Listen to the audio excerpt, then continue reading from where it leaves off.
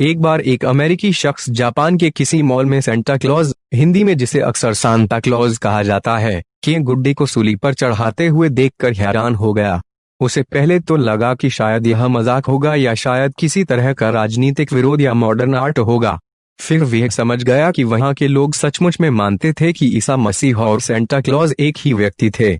यह आश्चर्य की बात नहीं है, क्योंकि कई अमेरिकी टीवी सीरियलों में माता पिता अपने बच्चों को सेंटा क्लॉज के अस्तित्व की सच्चाई बताने या ना बताने पर चर्चा करते हैं।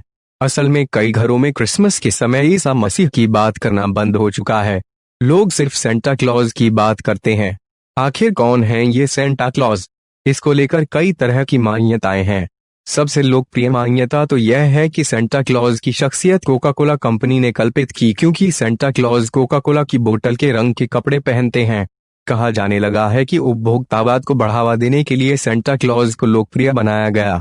इस बात से स्पष्ट है कि धर्मनिरपेक्ष पूंजीवाद धार्मिक अनुष्ठानों को कैसे मरोड़ सकता है, क्योंकि अब सेंटा क्लॉज के रूप में एक ऐसा सम्मानित शख्स है जो आपके बर्ताव के अनुसार या तो आपको तोहफे देता है या नहीं देता है।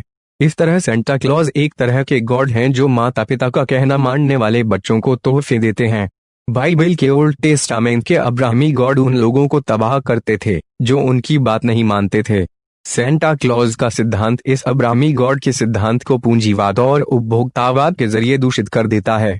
दिवाली का स्वरूप भी ऐसे ही बदल रहा है और काफी संख्या में लोग दावत करने और तोहफे देने को उसकी धार्मिकता से अलग कर रहे हैं। यूरोप में ईसाई धर्म आने से पहले लोग मानते थे कि सर्दी में यूल नामक त्योहार के दौरान एक आंख और दाढ़ी वाले बूढ़े ओडिन अपने 8 पैरों वाले घोड़े पर सवार होकर शिकारियों के साथ आकाश में चल देते हैं। शायद ओडिन ही अब सेंटा क्लॉज में बदल गए हैं। वे अपने 12 सिंघा की स्लेज पर बैठकर एक घर से दूसरे घर जाते हैं और अच्छे बच्चों के लिए क्रिसमस ट्री के पास तोहफे रखते हैं। हमें यह याद रखना होगा कि क्रिसमस के दिन ईसा मसीह का जन्म हुआ था, रेगिस्तान में, जहां न बर्फ है न शंकुधारी वृक्ष हैं। क्रिसमस ट्री सिर्फ एक पुराना बुत परस्त प्रतीक है।